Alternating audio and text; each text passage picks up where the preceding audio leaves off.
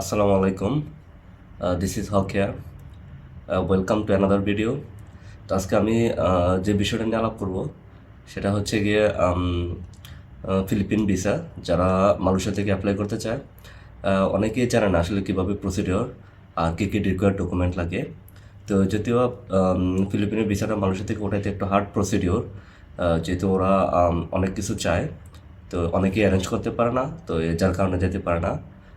But যাদের proper document আছে ওরা ইজিলি অ্যাপ্লাই করলে উইথিন 5 ওয়ার্কিং ডেজের মধ্যে ওরা বেশি ভিসা পাবে আর কি।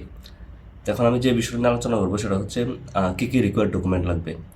তো প্রথমত আপনার পাসপোর্ট, যেটা 6 মান্থ ভ্যালিডিটি, আর দ্বিতীয়ত হচ্ছে আপনার একটা পিকচার 35x45 হোয়াইট ব্যাকগ্রাউন্ড, আর তারপর হচ্ছে আপনার লাগবে এনওসি কোম্পানি থেকে।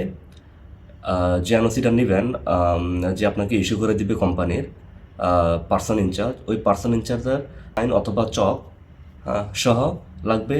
আর যে আপনাকে এই ইস্যু লেটারটা ইস্যু করবে সিগনেটরির আইসি অথবা পাসপোর্ট কপিও জমা দিতে হবে।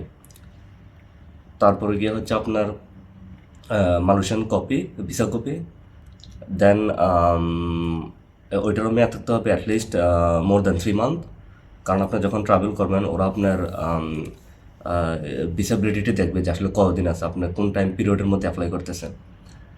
আর হচ্ছে গিয়ে আপনার এসএসএম কপি জমা দিতে হবে।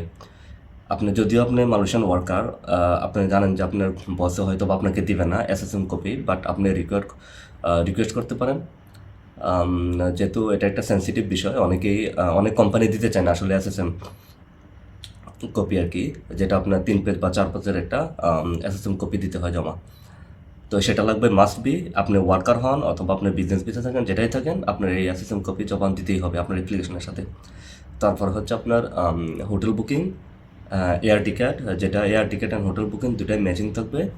আর হচ্ছে আপনাকে ট্রাভেল আইটিনারিও বানাতে হবে, যে কয়েকদিন আপনি থাকবেন ফিলিপিনে, আপনার যে ট্রাভেল প্ল্যান, ওই ট্রাভেল প্ল্যান অনুযায়ী আপনি 4 দিন থাকেন, 3 দিন থাকেন আর 2 দিন থাকেন, ওই টাইম পিরিয়ডের হিসাব করে আপনাকে একটা ট্রাভেল আইটিনারি ওদেরকে দিতে হবে। তারপরে আপনার মালয়েশিয়াতে যে ফিলিপিন এম্বাসি, ওরা অনলাইনে অ্যাপয়েন্টমেন্ট নেয় না, ওরা আপনার ফিজিক্যাল সাবমিশন নেয়, যেটা আপনার সকাল 10টা থেকে 12টার মধ্যে 2 ঘন্টার মধ্যে ওরা টোটাল 15টা অ্যাপ্লিকেশন নেয়।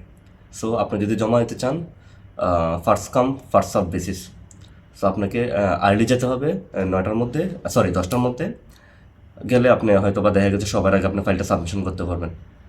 বাট আপনার একটা জিনিস মাথায় রাখতে হবে, ওরা জমা দেওয়ার পরে ওরা কিন্তু আপনার পাসপোর্ট রাখবে না, ওরা 3 থেকে 5 দিন সময় নেবে আপনার ফাইলটা ভেরিফিকেশন করার জন্য, কারণ এই ফাইলটা ওরা মিনিস্ট্রি অফ ফরেন অ্যাফেয়ার্সে ফিলিপিনে পাঠানোর পরে ওইখান থেকে অ্যাপ্রুভ হওয়ার পরে ওরা আপনাকে একটা ইমেল করবে, কনফার্মেশন পাঠাবে যে পাসপোর্ট সাবমিশন করার জন্য।